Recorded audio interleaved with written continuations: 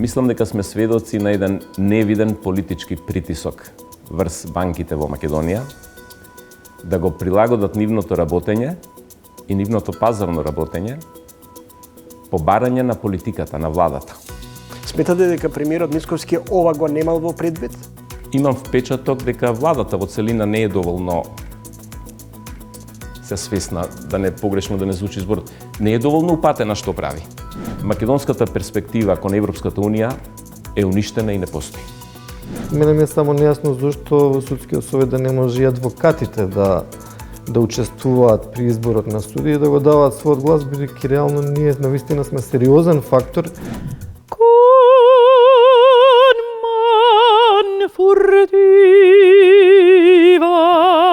Мора да се влезе во ликот, мора да се влезе во делото, мора да бидеш комплетен во него.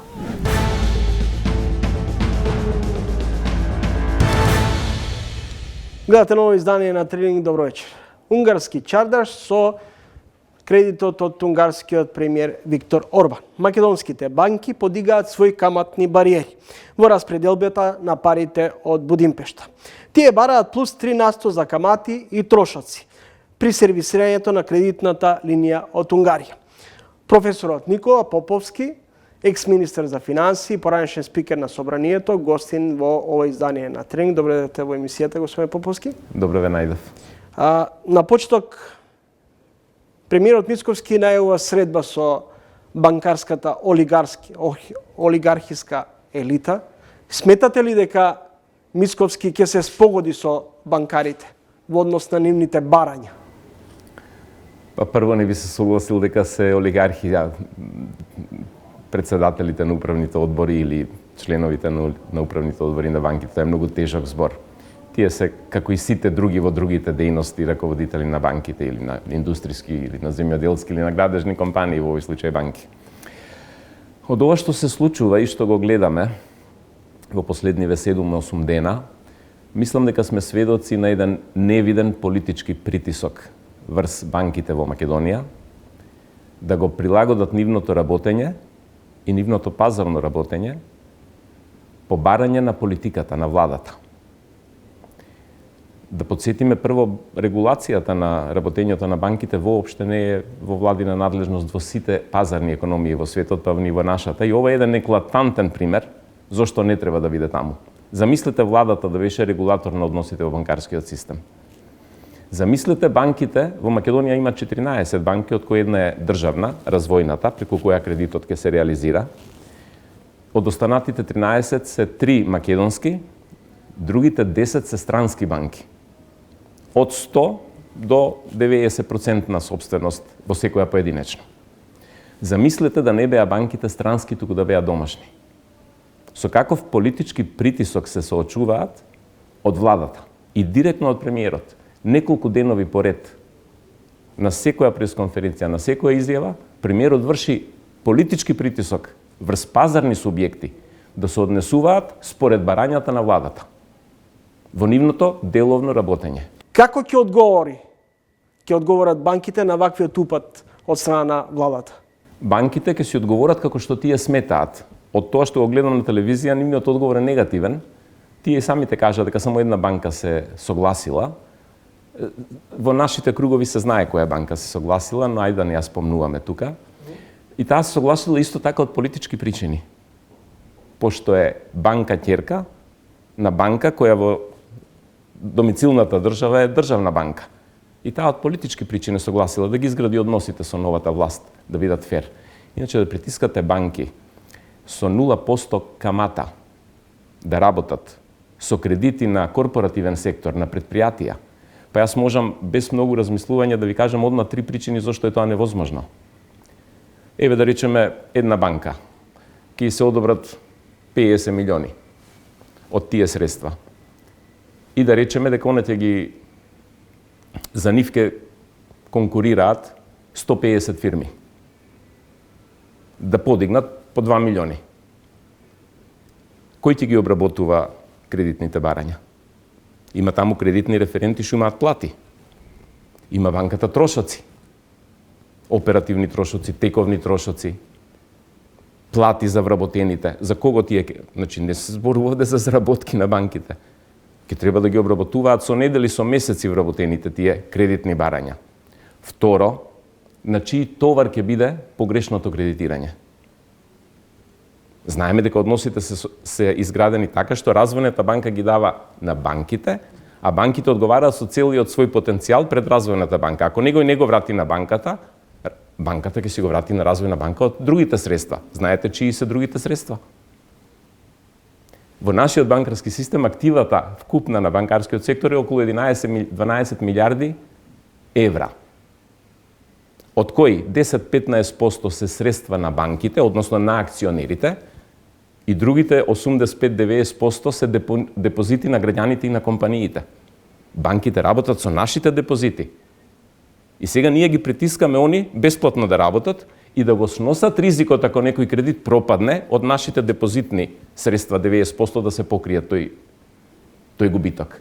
Банките трето имаат ризик во работењето.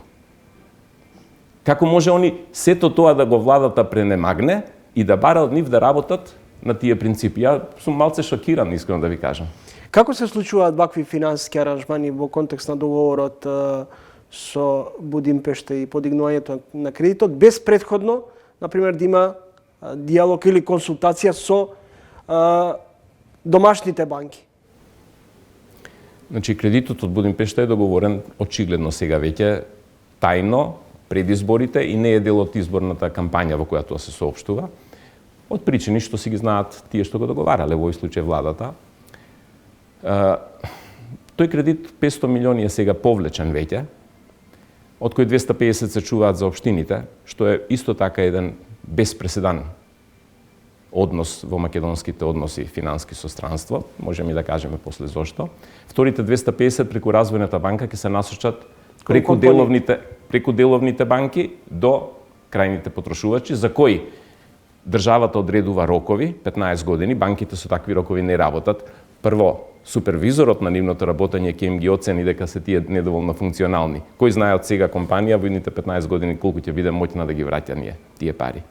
Второ, ги притискаат да бидат со каматни стапки што се за банките нула, значи тие да работат бесплатно, да не го сносат ризикот тие што ги даваат парите од Развојна банка, туку и од државата, туку комерцијалните, деловните банки да го сносат ризикот. Еве да речеме една банка даде 100 милиони од унгарските пари и ги распредели на 33 кредити по 3 милиони. И замислете, еден само не се реализира. Па тие и каматите што ги наплатат 3% што ги бараат, ќе им биде на нула работењето. А замислете, со нула камата. Зашто ако сега се прекрши на овој начин, може се продолжи да се прекршува во другите сектори. Што значи дека би стало, може да стане и пракса? Па може да стане пракса. Политичкиот притисок да стане пракса. Ако гледате што се случува во Америка. Трамп победи со ветување дека сака да ги одземе делумно ингеренциите на нивната централна банка, која се вика ФЕД, да има делумно и председателот влијание. Значи да се одземе независноста во функционирањето на монетарниот и на банкарскиот систем. Кој ќе биде следниот? Системот на осигурителните компании, па оние градежници што имаат најголем профит, па оние трговци што имаат најголем... Какво е тоа работење во пазарна економија? Првата реченица во сите извештаи на Европската унија за Македонија е: не постои функционална пазарна економија. Значи не вика не постои пазарна, туку не функционална, значи не функционира пазарната економија. Сметате дека премиерот Мицковски ова го немал во предвид? Со ваквата одлука да се влезе на директно соочување со банките, со понуда, со барање до нив? Имам впечаток дека владата во целина не е доволно се свесна, да не погрешно да не звучи зборот, не е доволно упатена што прави. Не е доволно упатена што прави. Дали граѓаните ќе плаќаат цената на... Па нема да ја платат граѓаните директно, граѓаните си плаќаат даноци. Ние плаќаме даноци. Ке си ги платиме каматите. 15 години по 32 милиони годишно, така, толку камата ќе платиме на унгарската банка во овие 15 години. Не знам колку е грејс периодот, дали за него се плаќа камата или не. Во Македонија, дозволете ова да го кажам, Во Македонија херои станаат тие што ја задолжуваат за државата. Значи, во Македонија пирамидата се врти на глава да застане. Јас гледам во јавноста, експерти, мои колеги професори и други предупредуваат на опасностите од вакви ад хок задолжувања за потрошувачки кои се класична потрошувачка. Но тие се потиснати во јавноста дека тие се против Македонија. А хероите на Македонија се тие што ја задолжуваат Македонија со 1 милиарда. Па ефтин бил кредитот. Нема ефтин кредит. Господин Чомовски, не се во прашање каматите. Во прашање е милиардата што се повлекува. Таа ќе треба да се врати, плюс каматите. Од каде ќе ја вратиме милиардата е прашањето. Била ефтина, па и бесплатно да ви ја дадат. 250 милиони од во општините. Ги слушате вие овие владени конференции што ги пренесуваат и општините кои конкурираат за тие 250 милиони преку своји проекти, за што ги трошат?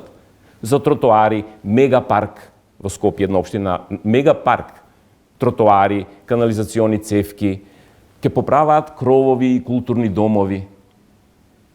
Ако јавниот долг продолжи натаму да биде висок, како што е и во моментот, а проценките се дека тој не може туку така да падне, а буџетскиот дефицит е исто така голем, дали ние имаме концепт и знаеме како ќе се сервисираат долговите веќе од идната година? Мислам дека немаме. Еве, сега е 63, нешто, дефицитот во идната година е... Дали ќе западнеме во должничко робство? Дефицитот идната година е, дозволете само да бидам прецизен, така, 545 милиони евра. На сегашните 63,2% од БДП, што е долг, во последниот квартал ќе имаме уште 1-2% со овие 500 милиони што ги повлековме, ќе стане 65-6. Дури и повеќе на крајот од оваа година.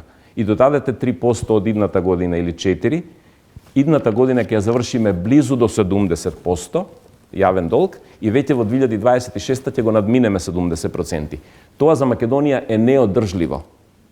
Јас често слушам ваши колеги, често слушам, за жал, и стручни лица, експерти, кои викаат ја поминавме психолошката граница од 60%. Кој воопште ви тврди дека е тоа психолошка граница? Тоа не е психолошка граница, тоа е економска граница. Тоа е сериозна економска граница на ниво на задолженост на една земја, над 60%. Особено земји со среден доход како што сме ние. Тоа не е психолошка, као психолошки имаме проблем, иначе редовно ќе се отплаќаме и се.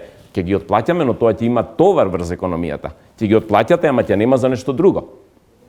Ќе кратите од нешто трето. Професоре, според вашите како вие мислите, оценки и предвидувања, 70% од БДП ќе ни дојде јавниот долг, а БДП ни е 5-16 милиарди евра. Тоа се 10-11 милиарди евра долг. По 5% пола милиарда, да повторам, годишни камати. Па тие пола милиарда треба да се одземат од потрошувачката. Според овие ваши предвидувања и оценки, ние запаѓаме во должничко робство. Робство се уште не, но криза. Ако продолжиме вака, ќе западнеме во должничко робство. Ние не можеме веќе да се вратиме од ова. Министерката Димитриевска Кочовска ни дала рече, во буџетот имаме суфицит и помало задолжување на домашниот пазар од планираното. Крајот на годината може да го завршиме со понизок дефицит. Има тековен суфицит во моментот. Денес и утре, кога го кажува тоа, иначе ќе завршиме со дефицит. Тој е проектиран во буџетот. Освен ако не реализираат нешто. Господин Поповски, со промената на и всушност со доаѓањето на новата американска администрација и изборот на Доналд Трамп за нов американски претседател, дел од упатените велат дека Европа треба да се подготвуваат за нова трговска војна. Како вие гледате на овие предупредувања? Па не се предупредувања, тоа е реалноста. Значи Трамп, видите, например, во Македонија се случи да победат партиите сега што се на власт и утре дента премиерот да соопшти ќе земам кредит од 1 милиарда. Договорен ми е, а не беше соопштен во кампањата. Што е ниво на нефер односи.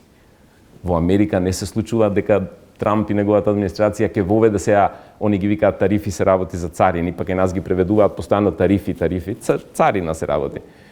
На нешто што тој не го најавил, тој најави дека царинските стапки ќе ги зголеми за 10 до 20%, вклучувајќи и за држави од околината на Америка, што до вчера беа во една трговска регионална зона, нафта, например, Мексико. За Мексико ги најавува колите дека ќе ги зголеми. За најголем дел од европскиот извоз, за најголем дел од кинескиот извоз. Видете, Трамп во првиот мандат стави крај покрај некои објективни околности, ковид и така натаму, на глобализацијските процеси во светот. Значи, почна да ја затвара најважната економија во светот во себе и да ја обкружува со трговски, царински и други бариери наспроти другите кои станаа попродуктивни од неа. Професор Никола Поповски, гостин во емисијата. Ќе се префрлиме малку на политичките случувања во земјата. Ескалираат односите Мицковски-Ахмети. Повод е законот за употреба на јазиците. Претходно Уставниот суд го укина балансерот. Колку се реални предупредувањата од можна дестабилизација на државата? Не верувам дека е можна дестабилизација. Мислам дека и двете политички страни што ги именувате го користат пред своите гласачи за своји политички цели. Ние сме колку 10 месеци пред избори локални. Тие се локални избори, нема да се избираат министри, премиери, парламенти, но ќе се изберат градоначалници кои ќе отсликаат каде отклонуваат гласачите што се врзани за овие партии кои викаат вие дестабилизирате, овие вика не вие дестабилизирате. Ќе се видат. Да речеме, ако на локални избори ДУИ значително го подобри својот скор во однос на вреди од мај 24-та, тоа е јасен знак дека албанските гласачи сметаат дека процесите одат во погрешна насока. Пошто ДУИ сега е раководител, односно гласноговорник на таа погрешна насока, така. Ако не се случи, значи дека ДУИ, условно кажано, чука на отворена врата. И обратно. На другава страна, веројатно, конкурентноста е намалена. Значи, немаме, од другава страна, СДСМ се уште ќе се бави со внатрешни проблеми, уште, веројатно, доволно долго, за да биде цврста во секоја смисла, за да се спротистави на ВМРО со довербата што има сега. И од тука мислам дека до изборите ќе биде поттивко, особено што на пролет, сега веќе ќе почне, па после ќе видиме на изборите кој бил во право. Иначе ова во однос со балансерот што го кажувате, јас сум еден од оние кои учествуваше во креирањето на рамковниот договор, од кој што произлегува уставните амандмани, кои 4 партии тогаш ги прифативме со тромесечно договарање со многу детали. До детали и уставните амандмани и законите пропишани беа се во рамковниот договор, после парламентот со мали измени ги. Ја не можам да сватам како после 22 години ние се уште разговараме дека пропорционалното учество на сите етнички заедници во Македонија во државните органи на власта треба да ги врамуваме со закони кои можат, кои не можат да се донесат. Многу е поедноставна работата. Коалицијата што е сега на власт и претходната и пред и така натаму, треба да седнат и да речат во одбраната колку имаме проценти на албанци? 16%. Пример. Треба да се зголема до 23-4-5, колку што се. И што има тука за тоа да се носат закони? Тоа е дел од политиката што треба да ја спроведуваат. Недела премиерот Мицковски рече дека дека ова е тој начело на оваа влада ќе ги брани националните интереси, а во контекст на договорот и можната разврска на релација Скопје-Софија. Сметате дека ќе обстои на тој тврд став на непопустливост и што ќе значи една ваква политика од надворешна политичка гледна точка? Сакаме воју, меѓутоа не по секоја цена. Искрено да ви кажам, не знам што премиерот мисли и на што ќе обстои, зашто во изминативе 5 месеци, колку е премиер, 4-5 месеци, сме сведоци на тоа дека се што многу често ги менува ставовите од од периодот кога беа во опозиција. Многу често ги менува ставовите, сега се полесно прифаќа. Премиерот на Македонија, кога дојде тука унгарскиот премиер во Охрид во официјална посета, излезе пред камера и рече Унгарија е наш стратешки партнер. Постојат снимките. Јас го слушнав тоа на телевизија. Вие знаете што значи Македонија да изјави дека Унгарија ни е стратешки партнер? Што, веќе не ни е Америка стратешки партнер? Веќе не ни е Европската унија стратешки партнер? Но ајде тука да видам јас бар за себе отворен. Македонската перспектива кон Европската унија е уништена и не постои. Можеме тоа долго да го образложуваме, можеме и кратко да го образлагаме.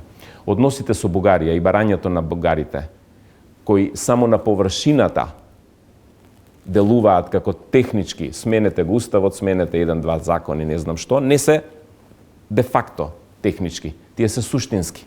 Тие сакаат, еве деновиве славиме 80 години од ослободувањето на Македонија. Македонија е ослободена на 15 ноември, последниот фашисти ја има напуштено и домашните фашисти се поразени. 80 години славиме. Сега се повампири бугарскиот, да речеме, неофашизам, дека Македонија треба да биде нивна втора држава, во која бугарите живеат во Бугарија, но живеат и во Македонија. Нашиот пат, тоа, за жал, во Европската унија се прифати како политика на Европската унија. И сега ние сме соочени со зид кој не можеме да го поминеме. Бар не во наредните 10-15 години. И од тоа го гледано, ја мислам, и тоа прилично сум уверен во тоа, дека македонската перспектива во ЕУ веќе не постои. И ние треба да се престроиме многу брзо на тој факт, како општество, како држава. Ние можеме како и европјаните со нас што прават. А да ние сме без Западен Балкан, без вас не постои Европска унија, не тапшаат по рама, уствари знаат дека нема да не примат. Така и ние да викаме, да, ние сме за Европска унија, све ќе дадеме за вас, но ќе си ја тираме собствената работа. Европската унија нема да ја достигнеме. Никогаш. Господине Поповски, иако долг период веќе не сте дел од партиските активности на вашата социјалдемократска партија, дали од овој денешен нагол гледате сеир на случувањата на СДСМ, кои на последните избори доживеа фиаско. Сега поточно деновиве гледаме дека има сериозни превирања во партијата. Не, како, не знам, употребивте, бар јас го доживеав како многу тежок збор. Сеир, турцизам кој веројатно се преведува како рамнодушност или задоволство од таквата состојба, не знам како да го преведам. Не. Како и сите членови на СДСМ, сега видите што се случува во СДСМ, еден период од 2-3 години, 2-3 пати го пререгистрираат членството. Нови членски книжки и така натаму. Сега имаме членски книжки пред 3 години, 4 кога ни ги издадоа во времето на Заев. Ни дадоа некои членски книжки со броеви се едноцифрени.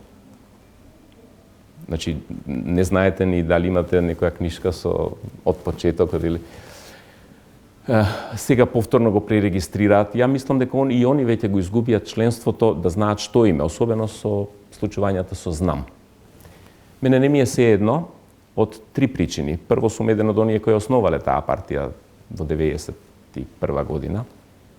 Долго години бев висок функционер на СДСМ и во името на СДСМ гласан, избирани високи државни позиции и воопште не ми е сеедно, но не можам да влијам на тоа. Таму веќе се сменија 3-4 генерации од мојата политичка генерација, не биолошка генерација. Второ, Македонија изгуби опозиција. Значи, парламент во која најбројната македонска опозиција е со 15 седишта во парламентот е ужасно лошо за македонската политичка сцена. И трето, Македонија изгуби односно во изборна смисла, изгуби една добра, стабилна, лева, граѓанско ориентирана партија. Таа треба да се допрва преструктура, да се врати, ако се врати на тоа. И воопште не ми е седно и заради партијата, а уште повеќе заради Македонија. На Македонија и треба овде балансер. Господин Поповски, благодарам за гостувањето. Благодарам за поканата. Никола Поповски, универзитетски професор, екс-министер за финансии и поранешен спикер на Собранието.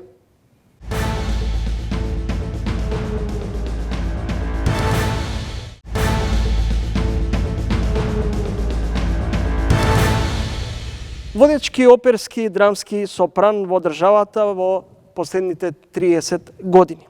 Певица со софистицирано пиано, безпрекорна вокална техника, огромна музикалност, харизма и силно сценско присуство. Редовен професор на Факултетот за музичка уметност во Скопје. Дипломирала во класата на професорката Милка Евтимова. Магистрирала во Белград во класата на професор Радмила Бакочевиќ. Годинава одбележувате 30 години јубилеј како сте на сцената, понашто може хронолошки да забележам дека првите ваши амбиции да се посветите на музиката сте ги стекнали или сте ги добиле од вашите родители и од вашиот класен раководител во училиштето кој бил исто по музиката. Што беше пресудно? Пресудна беше мојата желба. Едноставно мојата желба за пеење.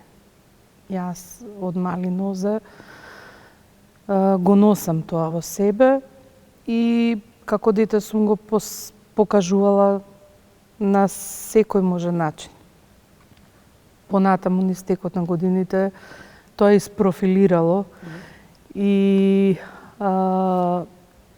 некаде на 7 годишна возраст јас за прв пат се запишувам во нижото музичко училиште Илија Николовски Луј во Скопје и започнувам да го учам инструментот виолончело.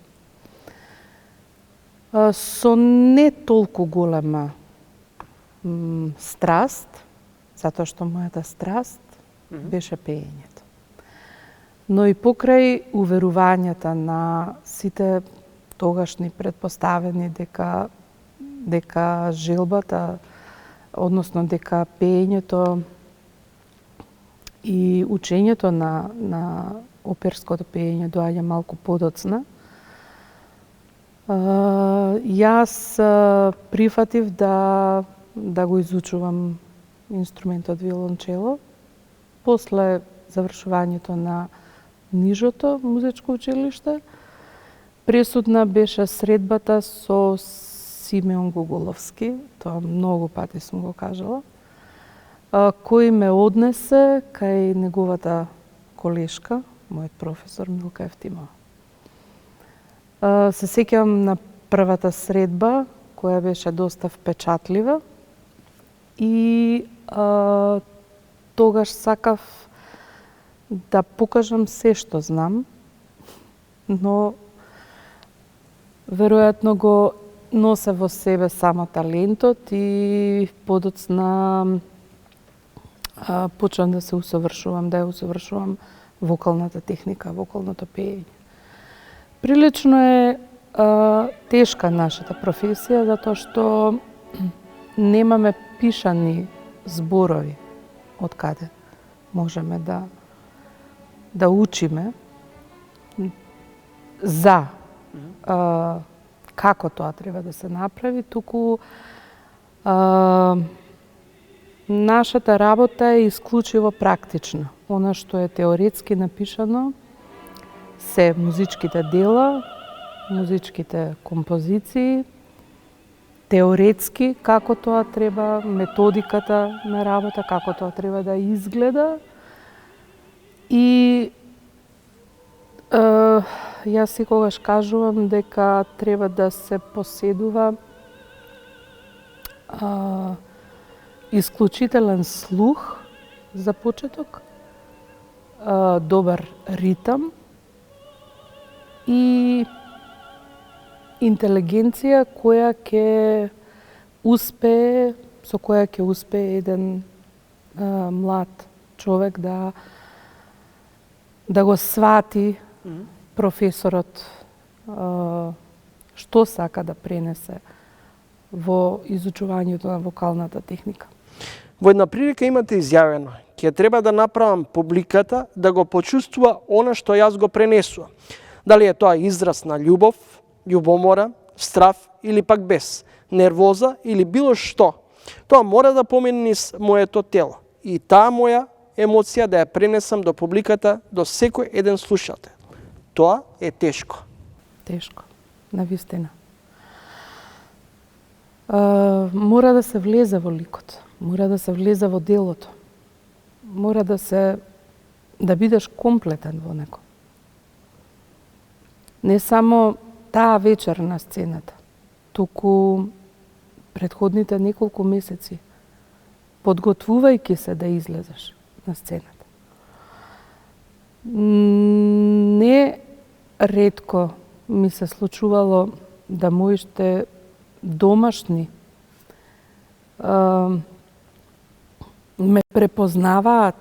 ги препознаваат моите разлики на Весна, која што е во домот, и на Весна, која што ја подготвува една од улогите кои се зададени. Морам да кажам, дури и јас на самиот почеток не бев свесна за тоа. Со текот на времето почувствував дека е вистински така. Но тоа е уметникот. Не ви се случило или ви се случило ли можеби до тој степен да имате некаква аверзија на некој начин кон композиторот, кон делото кое треба да го кон улогата која треба да ја преземете на сцена? Аверзија никогаш. Јас многу си ја сакам мојата работа. И просто ми е секое ново дело, секоја нова композиција, секоја убаво отпеана нота, мене ми е задоволство. Јас во правата смисла на зборот сум уметник. Љубовта, страста, љубомората и политичките интриги се движечките драмски елементи во операта Тоска од Джакомо Пучини.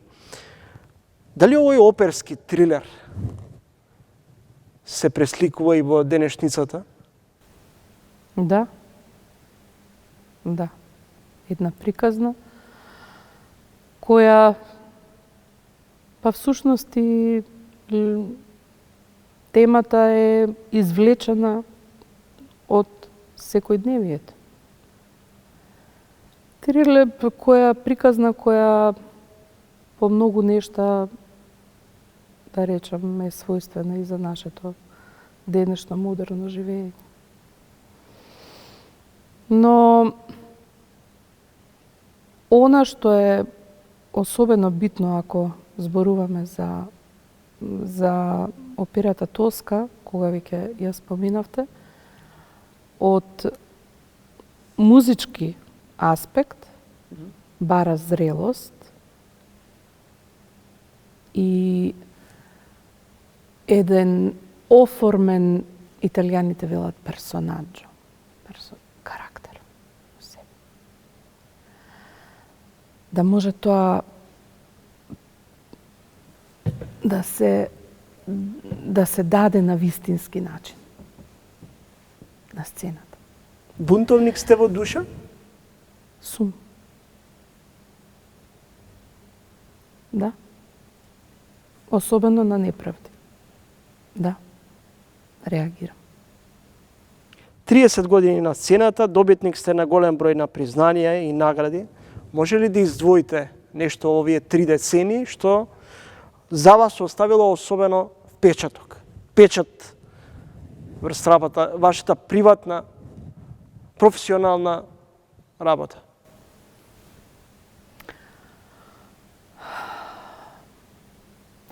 Прво ми е многу драго што во мојата работа, во мојот кариерен пат,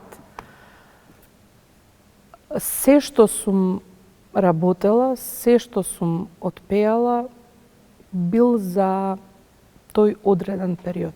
Значи, многу е битно за пејачот да не влегува пред време во ликови за кои не е или гласовно созреан, или емотивно созреан, како сакате.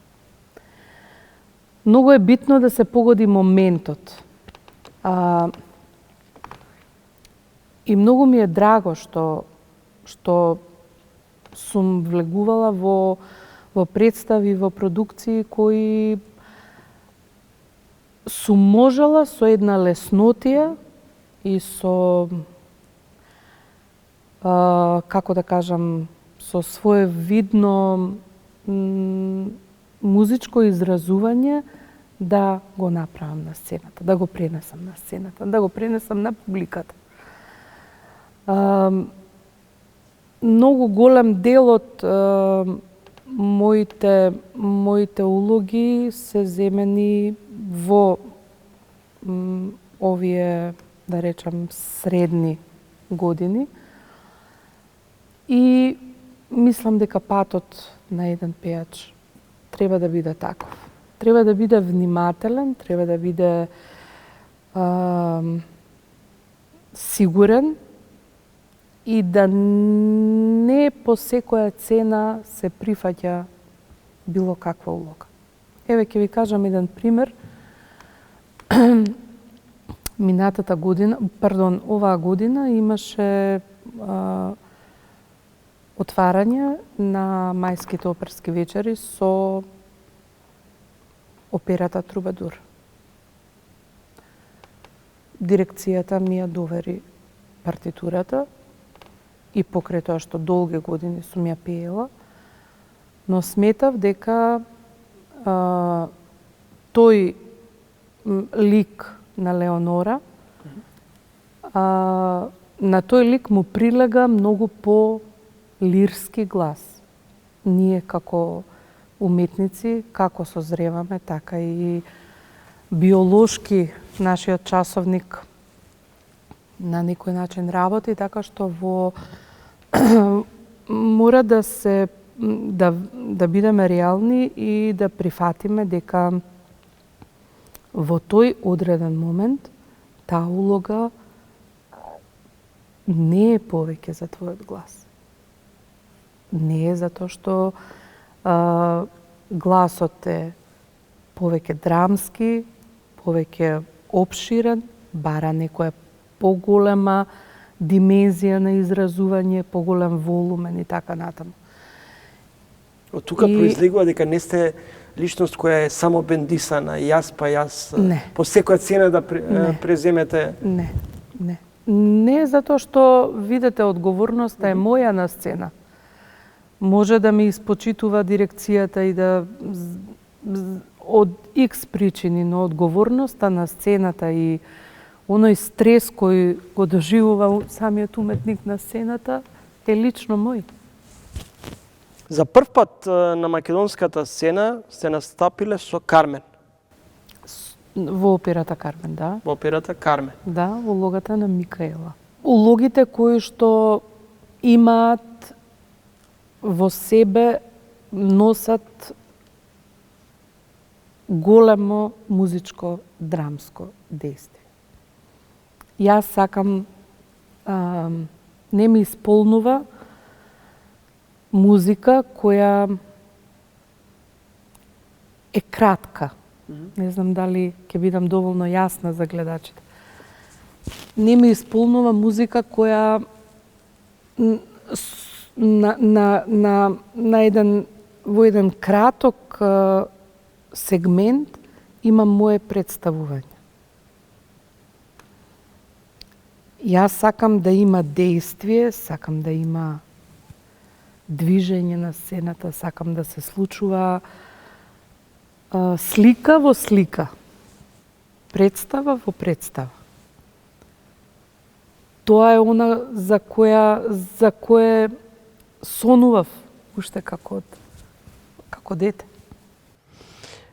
Се чини дека Фреди Меркјури како да ги разби оние стереотипи и разлики помеѓу понекогаш тенката линија меѓу поп музиката, популарната музика и класиката, имајќи го во предвид неговиот настап со Кавалје. Дали денес ви се случило да имате понуда од некој од вашите колеги од популарната музичка сцена? Да, сум соработувала еве ќе го издвојам Владко Стефановски кој е еден врвен гитарист, еден прекрасен човек и уметник пред се. и ме покани да бидам гостин на неговиот концерт. Со задоволство прифатив. И еден несекојдневен спој на глас и гитара. И тоа е електрично.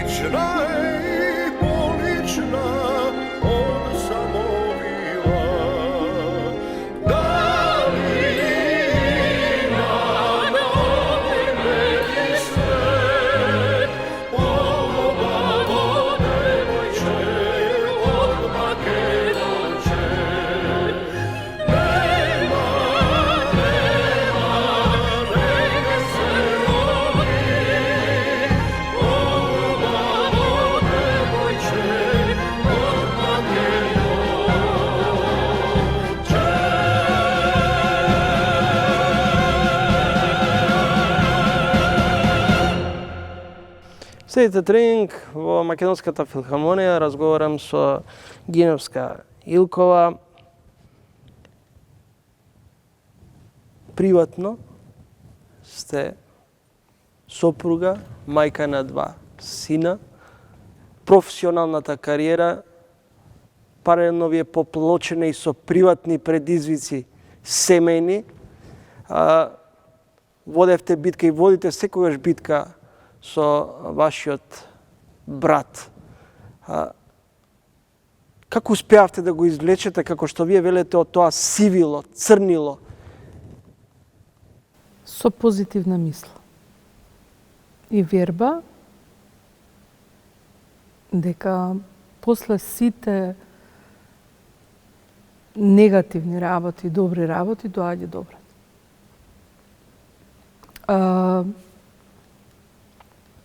Да се работи, да се менаџира професионалното и приватното за една жена која што е семеен човек е исклучително тешко. Може би ја носам таа силина и јачина во себе да се носам со сите предизвици што го сочинуваат еден реален живот на човекот.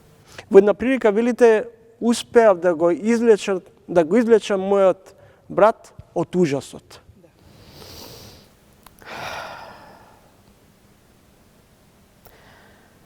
Па нека биде порака. Знаете како имаме институции кои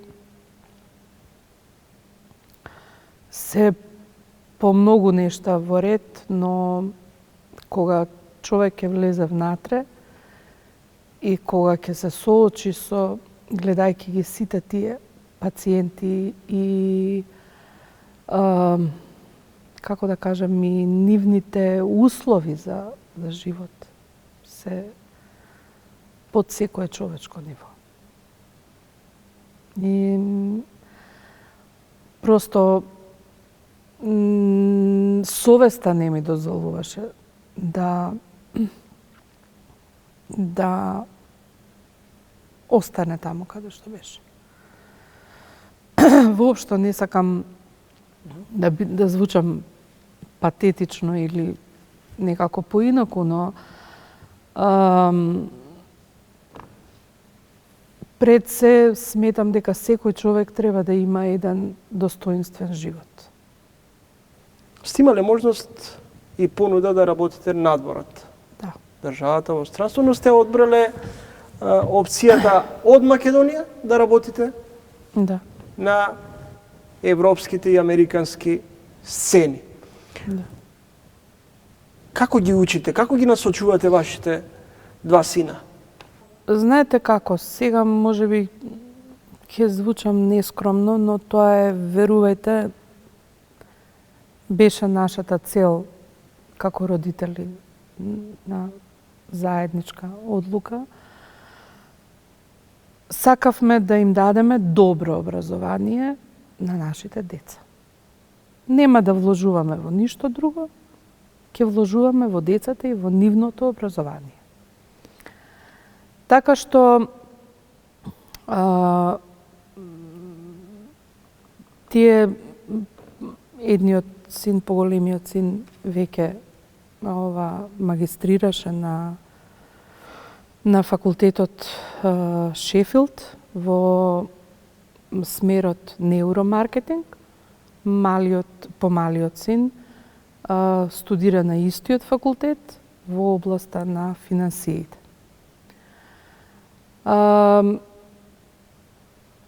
Тоа е мојата задача, односно заедничка задача со мојот сопруг, да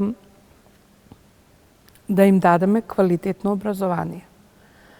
Со самото тоа што еве го правиме тој чин, сметам дека се доволно паметни и доволно образовани да проценат што сакаат понатаму. Никогаш не сум, ниту јас, ниту сопругот, не сме ги врзувале за едно место. Види, прошетај, научи, отворени се вратите, поготово во денешно време. Свет на информации. И секое ново знаење е голема придобивка. Месец ноември е посветен на Джакомо Пучини. Малку можеби неподготвена ќе Да, слободно. Дали ќе може да и еден сегмент да извоите од ваш настап?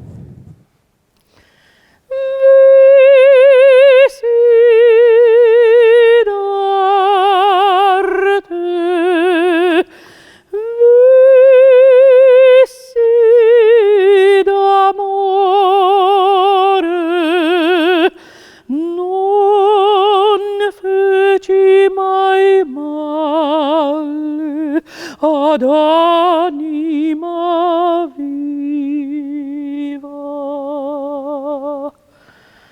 con man furtiva,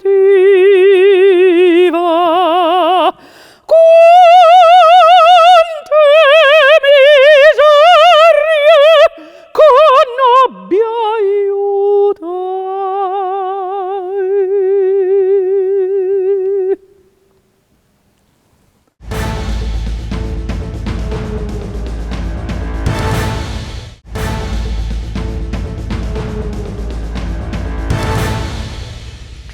Криминалот и корупцијата ја прекупираат јавноста.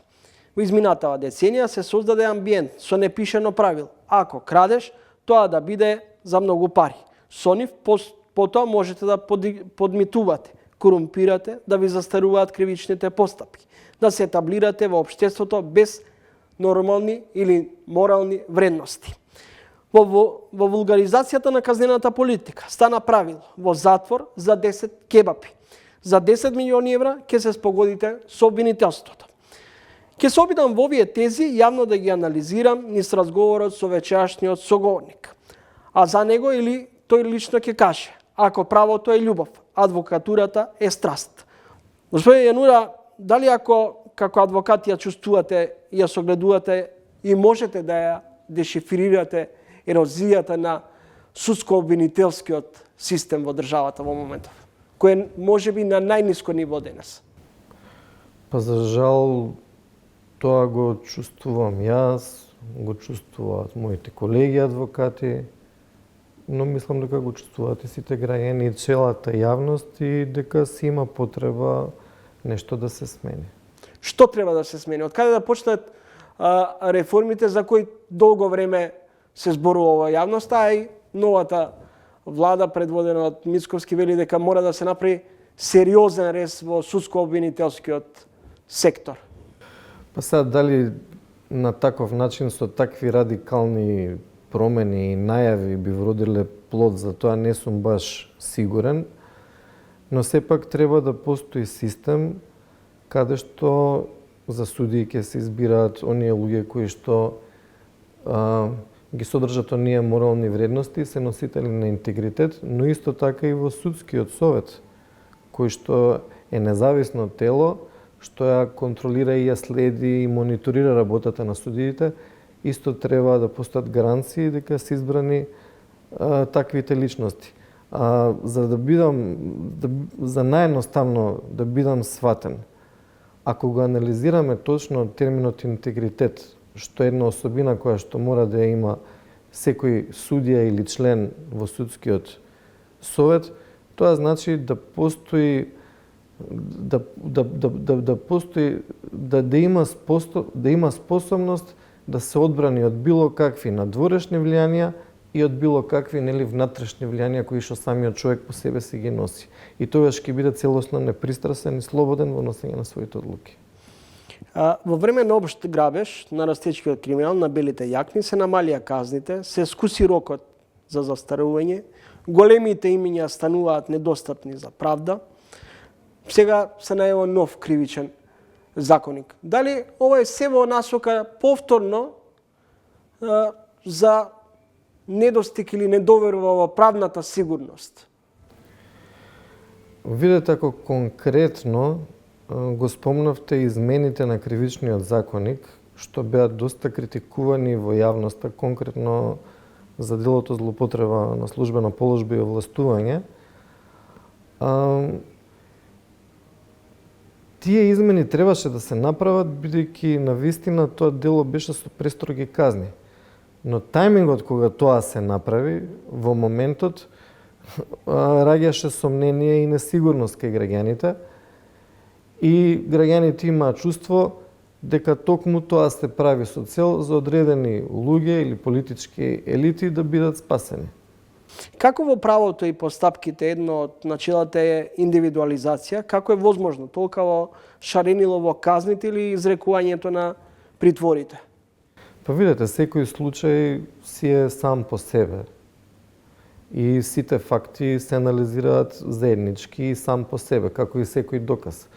Така да не можеме да знаеме точно за тој постои индивидуализација, бидејќи не бил секој во секаква состојба под исти фактори, леснителни околности или отежителни и така натака.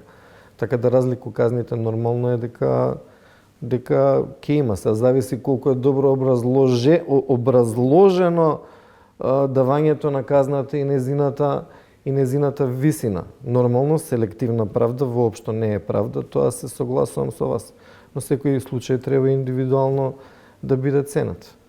Актуелната власт пред СВМР ДПМН ги апострофира СДСМ и ДУИ за главни виновници за растечкиот криминал, корупција, за ниската доверба во македонскиот правосуден систем, за спрегата меѓу политичките бизнис елити со суди и обвинители. Видете, секогаш партиите меѓу себе си ја префрлаат топката, но ние сме свесни дека од кога ова е независна држава, тие проблеми секогаш се привлекуваа и таквите обвинувања од секогаш постоја. Но има ли решение? Има ли решение судиите да одолеат на притисоците, влијанијата? Па судиите треба да одолеат на тие притисоци и влијанија и ние треба да веруваме дека тие тоа и го прават. Тоа е предпоставката за тоа дека тие биле избрани да бидат судии, бидејќи ги поседуваат тие карактеристики, морални вредности и знаења. Но сепак, ако се случуваат премногу исклучоци, тоа значи дека е корозиран правниот систем. Премиерот Мицковски отвори широк фронт кон судскиот совет и советот на обвинители. Меѓу другото, дел од вашите колеги, но и правниците велат дека не треба или не може туку така да се прави радикален рез на овие тела кои именуваат и разрешуваат суди и обвинители. Но кој се би требало да учествува или да партиципира во судскиот совет и во советот на обвинители, доколку дојде до сериозна реформа во овие две тела?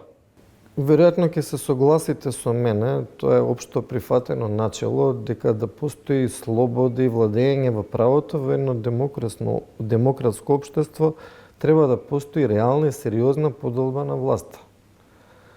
Тоа значи дека треба да постои сосема независно судство, а за тоа да биде независно претпоставувам дека треба да постои на некој начин промени во самиот избор на судиите.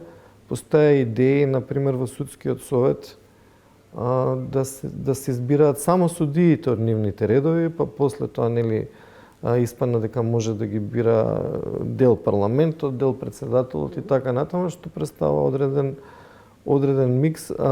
Мене ми е само нејасно зошто во судскиот совет да не може и адвокатите да учествуваат при изборот на судии и да го даваат својот глас, бидејќи реално ние навистина сме сериозен фактор и реално ние најдобро знаеме кој судија колку вреди, како работи и така натака, бидејќи секојдневно се сретнуваме. Дали има спрега, дали има судско-адвокатска спрега? Судско-адвокатска спрега не смее да има. А дали постои или не постои, ако постојат сериозни индикатори, тоа е работа или на судскиот совет или на обвинителството. Последниот случај кој денови потоа што недела... Извинете, зборуваме за корупција. Спрегата е корупција, ако постои така. Затоа тоа ви го кажав. Зошто кај дел од вашите колеги, да не генерализираме, но кај дел од вашите колеги не може да се ослободат од тие влијанија, имајќи во предвид дека судиите се со доживотен мандат? Не знам на како мислите, на какви влијанија моите колеги да бидат изложени. Односно, судиите пред се мислев. Мислите судиите како не може да се одолеат од некои влијанија и фактори? Јас ќе кажам дека не треба да се генерализира. Повеќето судии се добри. Нормално сме се изненадували и се изненадуваме секојдневно во нашиот секојдневен живот, низ настаните, работите, случаите и така натака. Има многу работи што треба да се подобрат, но веројатно треба да постои, претпоставам дека немаме доволно, како се викува, checks and balances во нашиот систем. Проблемот е со изборот на судиите. Претпоставам, ако некој судија веќе се довел во ситуација да биде под било какво влијание, значи грешката била што тој воопшто бил избран да биде судија. Тоа значи дека погрешниот човек седи на тоа место. Зошто Академијата за судии и обвинители не беше имуна на непотизам? Зошто и по толку генерации на дипломци во Академијата судството и обвинителството го губат главниот институционален и човечки капацитет? Па претпоставам дека тоа е мана на системот, некоја нерамнотежа, навистина се изненадивме со последните случувања како може лица да членуваат и во советот, во судскиот совет и во советот на Академијата, па имаше реакции од антикорупцијската комисија, но ете гледате дека на крајот на криштата имаше добра реакција, дека почна некаков механизам да се случува и да работи. Како и да е, тоа што се случи е непријатно да се гледа и е недозволиво и, како да го кажеме, непринципиелно.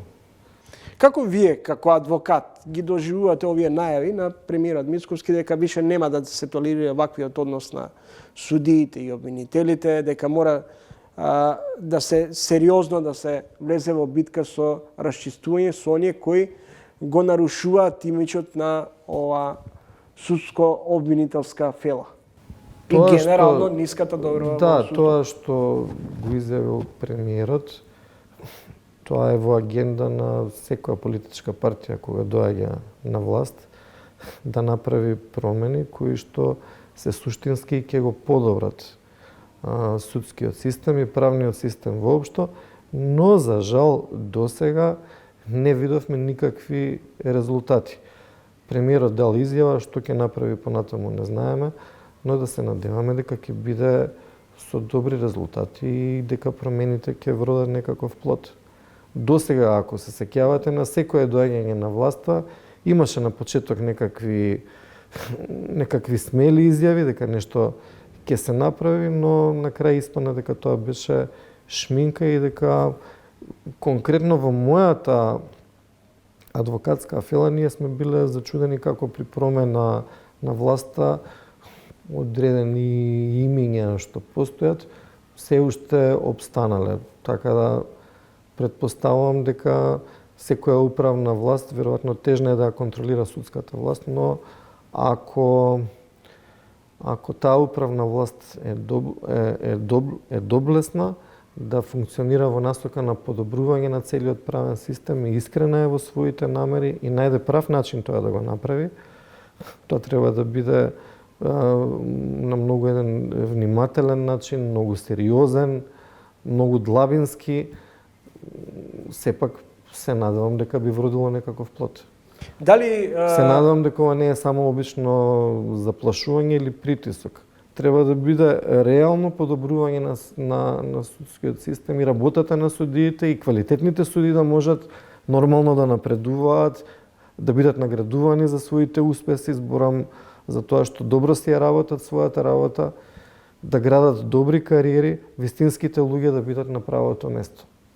Пред 8 години во Скопје е донесена пресуда за мобинг врз вработени во државната администрација. Вие ја водевте постапката по барање на вработен во една институција. Вознемирувањето на работно место е се почеста појава, што се поретко се пријавува.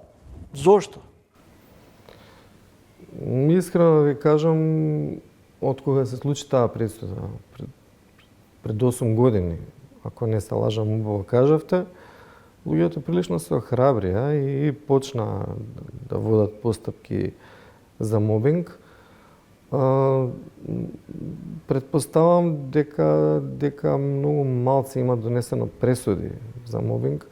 Таа пресуда првата беше ја што застапав, која излезе во јавноста. После тоа не знам уште колку се случило, но предпоставам дека може да се избројат на прсти. Не се во некој голем обем, такви се моите сознанија, тоа треба статистички да се провери и бидејќи досегашната пракса веројатно судовите не покажале многу голем сензибилитет на тоа прашање, многу одбиени тужби и така натаму, и предпоставам дека тоа ги обесхрабрува граѓаните. Благодарам за разговорот и гостувањето. Благодарам и на вас.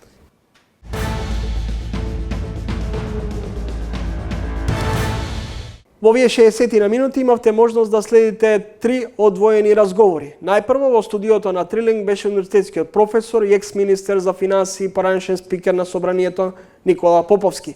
Потоа, почитуваниот адвокат Петро Јанура, како и оперската дива Весна Гиновска-Илкова.